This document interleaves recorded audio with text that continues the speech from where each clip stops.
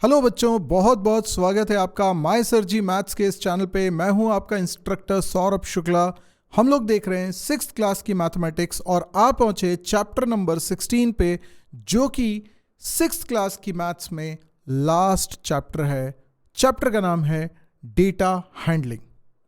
तो देखो, मैं ये बताना चाहता हूं कि जो आज machine learning, artificial intelligence, data science, ये जो नए नए नाम आप लोग शायद सुनते रहते होंगे, इसके लिए जो पढ़ाई करनी है उसका एक बहुत मेन टॉपिक है जो आज से शुरू हो रहा है, that is data handling.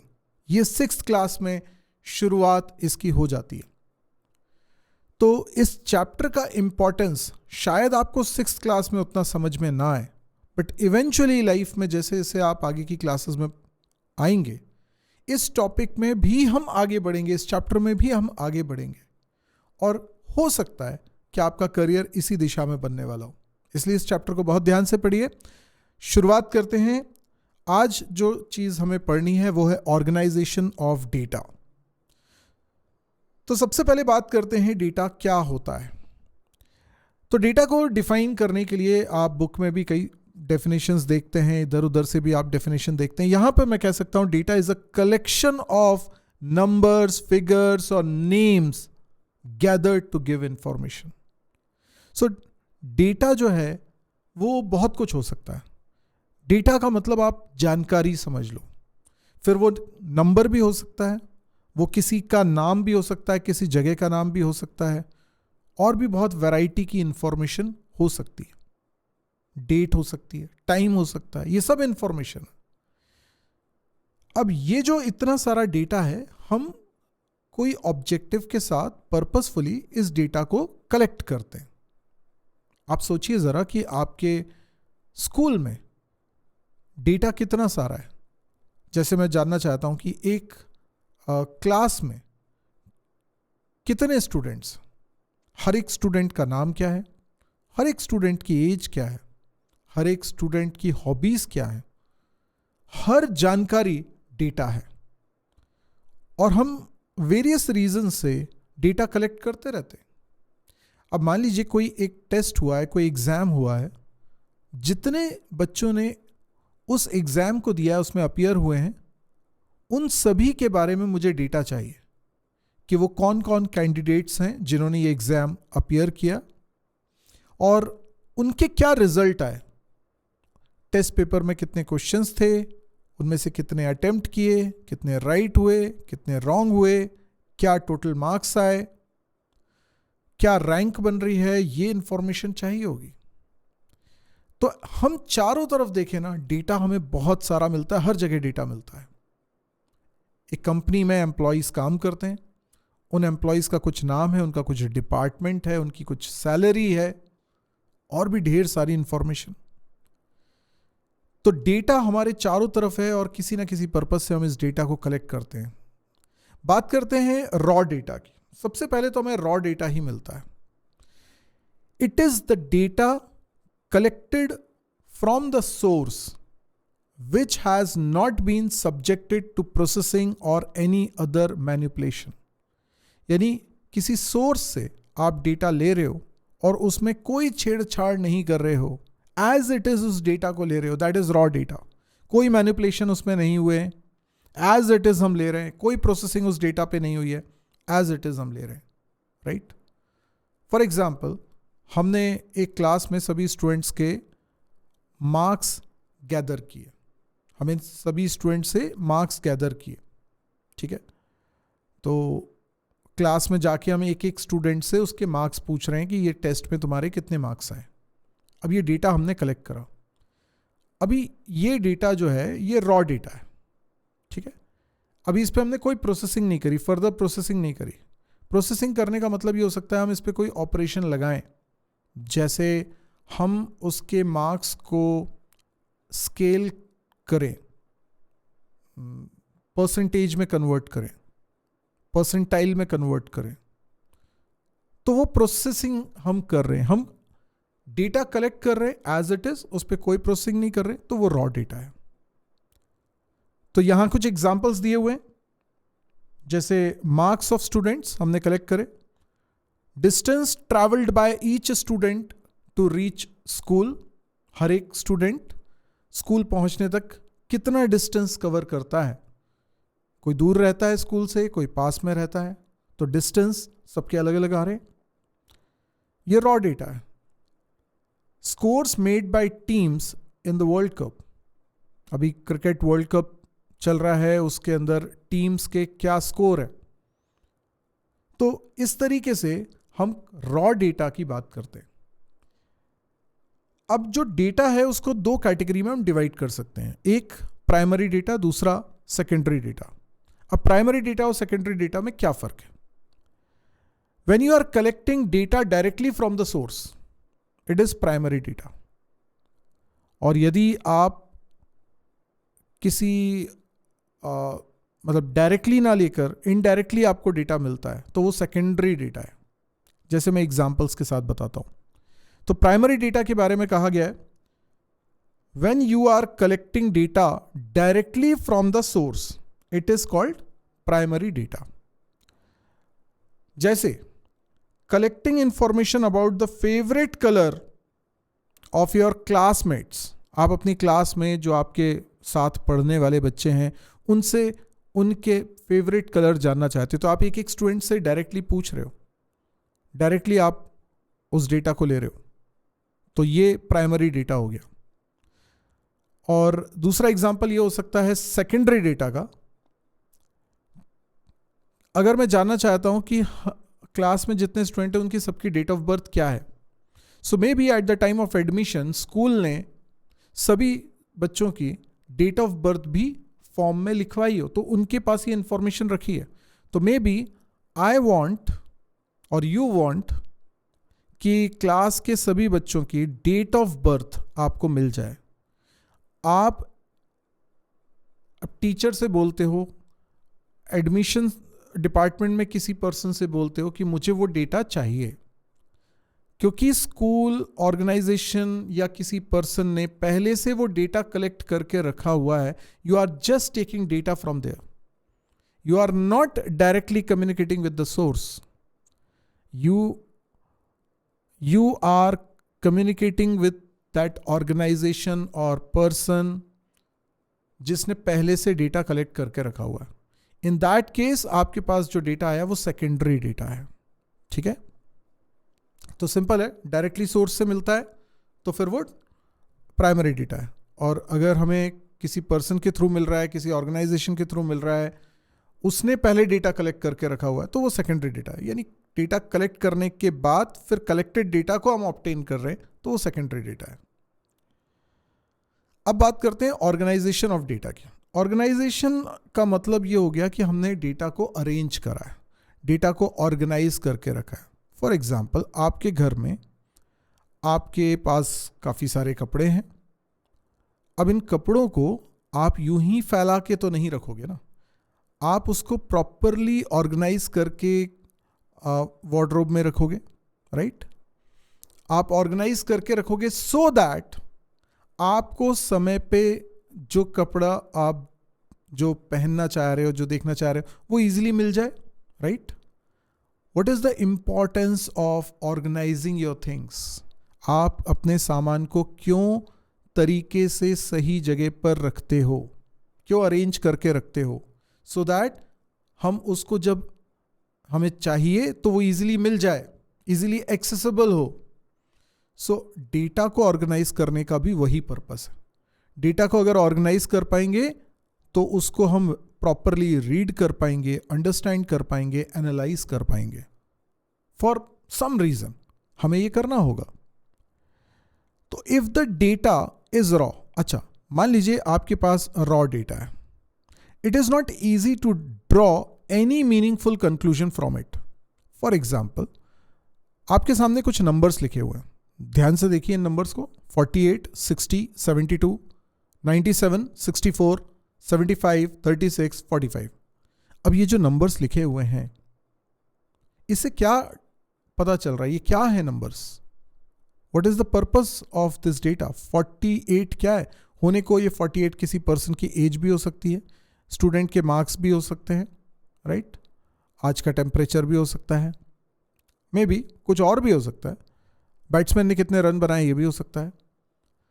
48 can be anything, 60 can be anything. तो ये एग्जैक्टली क्या है ये अभी हमें पता नहीं चल रहा है। वी कैन नॉट से व्हाट ईच नंबर और ऑब्जर्वेशन रिप्रेजेंट्स। तो वो एक एक नंबर किस चीज को रिप्रेजेंट कर रहा है ये क्लियर नहीं हो रहा। So we have data, we have collected some data, but just by seeing this data, we cannot say what this data means, what is the what it represents actually. ये हम नहीं बता पा रहे हैं। Are you getting my point? हमें नहीं पता चल रहा है ये 48 किस चीज़ को रिप्रेजेंट कर रहा है, राइट? आपके सामने ऐसे नंबर्स ला के रख दिए, अब ये क्यों, क्या है, किसको रिप्रेजेंट कर रहा है ये नहीं समझ में आ रहा है। So in order to present your data to someone so that he can understand and analyze that data for a meaningful job, right? तो वो पर्सन जब आपके कलेक्टेड डेटा को देखेगा तो उसे समझ में आना चाहिए ना। जैसे मैंने आपसे कहा कि क्लास में सभी स्टूडेंट्स के मार्क्स कलेक्ट करके मेरे को दे दो, ठीक है? अभी मैंने 10 लोगों को और कुछ कुछ काम दिया, आपने वो डेटा लाके मेरे टेबल पे रख दिया। नाउ आई हैव डेटा, पर मुझे ध्यान नहीं आ रहा कि ये क्या चीज़ के लिए था, या और भी लोगों से मैंने कुछ डेटा मांगा था, आपने ये डेटा मेरे टेबल पे रख दिया, बट आई डोंट नो ये क्या था, ये जो कुछ नंबर्स लिखे हैं ये किस चीज़ को रिप्रेजेंट कर रहे हैं, मुझे नहीं समझ में आ रहा। तो आप जब मेरे को डेटा दोगे तो ऐसे नहीं दोगे। अगर ऐसे दिया तो पढ़ने वाले को समझ में नहीं आएगा कि इसका पर्पस क्या है। तो आप डेटा को ऑर्गेनाइज करके दोगे। कैसे ऑर्गेनाइज करके दोगे, आइए उसको समझते हैं। So understanding and analysing the data will be easier if it is organised. अगर इसको ऑर्गेनाइज करके दोगे तो बहुत ईजी हो जाएगा किसी को भी पढ़कर समझने में। जैसे following is the organised data. मान लीजिए कि एक प्लेयर है दिलीप, और उसने जो क्रिकेट में 8 मैचेस लास्ट खेले हैं उनमें क्या स्कोर, कितने रन्स बनाए हैं, उसकी इंफॉर्मेशन मैंने आपसे मांगी। आपने मुझे नंबर्स 8 नंबर्स लाके दे दिए और आपने उसको प्रॉपरली ऑर्गेनाइज नहीं किया, तो मैं समझ नहीं पाऊंगा कि किस डेटा का क्या मतलब है। मुझे ये भी नहीं पता चलेगा कि ये नंबर्स किस चीज़ को रिप्रेजेंट कर रहे हैं। सो आपने इस डेटा को ऑर्गेनाइज करा और इस तरीके से एक टेबुलर फॉर्मेट में, जैसे यहाँ लिखा हुआ है, आपने डेटा को ऑर्गेनाइज करके मेरे को दिया। आप देख रहे हो यहाँ पे मैच नंबर, उसने 8 मैचेस खेले तो मैच नंबर यहाँ पर लिखा हुआ है और हर पर्टिकुलर मैच में कितने रन्स बनाए ये पता चल रहा है। तो यहाँ कॉलम की हेडिंग भी है जिससे पता चल रहा है कि ये रन है, ये मैच नंबर है। सो आपको वो डेटा का डिस्क्रिप्शन भी मिल रहा है कि ये क्या चीज़ है और ये क्या चीज़ है, ये यहाँ लिखा हुआ है। और टेबुलर फॉर्मेट में लिखने में रीड करके समझना बहुत आसान हो जाता है। तो आप एक एक नंबर का पर्पस समझ पा रहे हो कि ये पहले मैच के बनाए हुए रन है, ये दूसरे मैच में बनाए हुए रन है, right? So this is the easiest form of representation of data which is well organized and anyone can read it, understand it and analyze it and perform needful operations on it, right? So एक और चीज़ होती है tally marks की। ये एक तरह का notation है लिखने का, डेटा की काउंटिंग लिखने का एक रिप्रेजेंटेशन है। एग्जाम्पल के लिए अगर मुझे 1 लिखना है तो मैं सिंपली एक 1 ऐसे बना दूंगा। आप ऐसा सोच सकते हैं कि पहले नंबर्स को लिखने का ये तरीका था, ठीक है? बहुत साल पहले जब नंबर्स 1 2 3 4 ये डिजिट्स नहीं बनाए गए होंगे तब इस तरीके से काउंटिंग को लिखा जाता होगा कहीं पर, राइट? तो 1 को मैंने ऐसे लिख दिया, 2 को ऐसे लिख दिया, 3 में आपने 3 ऐसी लाइंस बना ली, 4 में आपने 4 लाइंस बना ली। This is not Roman letters, right? क्योंकि रोमन में तो 4 ऐसे बनता है, तो ये 4 लाइंस मैंने ऐसे बना ली। 5 के लिए आप ऐसे 5 लिखोगे ना तो प्रॉब्लम क्या है, अभी कोई बड़ा सा नंबर होगा तो बड़े नंबर में आपको बहुत सारे ऐसे लगाने पड़ेंगे, राइट? तो आपको काउंटिंग करने में थोड़ी सी दिक्कत जाएगी। लेकिन हम क्या करते हैं, 4 बनाते हैं और उसके बाद फिर ऐसे क्रॉस लाइन बनाते हैं तो ये 5 है. So this is 4 and this is 5. ये 4 है, ये 5 है. तो इस हिसाब से मैं आगे बढ़ रहा हूं. तो देखो 5 को कैसे रिप्रेजेंट किया, 4 को कैसे रिप्रेजेंट किया, और 5 के बाद ये 1 और लिख दिया तो 6 हो गए, 7 हो गया, 8 हो गया, 9 हो गया, 10 हो गया. 10 में देखिए आप 2 बार मैंने 4 लाइन्स और क्रॉस किया उनको, फिर 11 हो गया. एंड इस तरीके से हम बढ़ सकते हैं. This particular type of writing numbers is called tally marks. So अब सवाल क्या है, आपके सामने एक सवाल है और आपको इसको सॉल्व करना है. आप चाहें तो वीडियो को पॉज कर सकते हैं और खुद ट्राई कर सकते हैं, और एक बार जब हो जाए तो उसके बाद फिर आप वीडियो को रिज्यूम करिएगा सो दैट मैं आपको सॉल्यूशन बताऊं. तो सवाल क्या है, the following are the favourite colours of 20 girls, represent this data using tally marks. ठीक है, अब आप देखो यहां पर कई सारे कलर्स दिए हुए हैं, राइट. तो मुझे बताना है फेवरेट कलर्स, है ना.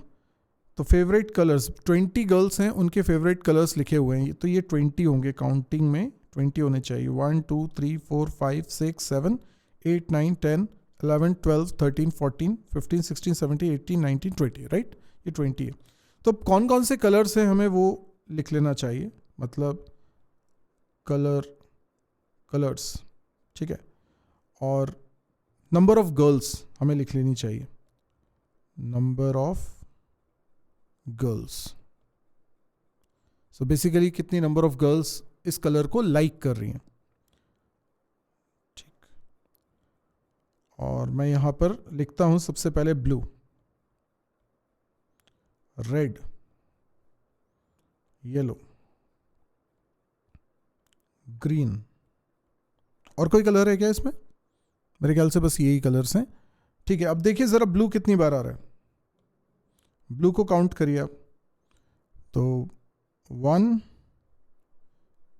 2 3 4 5 टाइम्स. ठीक है, अभी रेड कितनी बार आ रहा है, रेड की काउंटिंग करिए.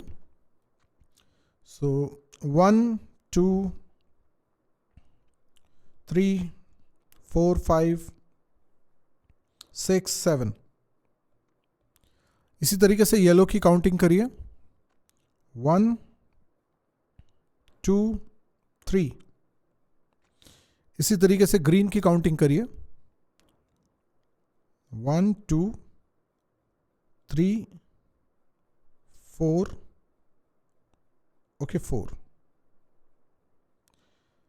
तो एक बार टोटल करके देख लीजिए 20 आ रहे हैं कि नहीं. 5 + 7 प्लस नहीं, एक कुछ कम आ रहा है. मैंने शायद एक काउंटिंग कहीं मिस्टेक करी है. एक बार ज़रा देखो क्या है.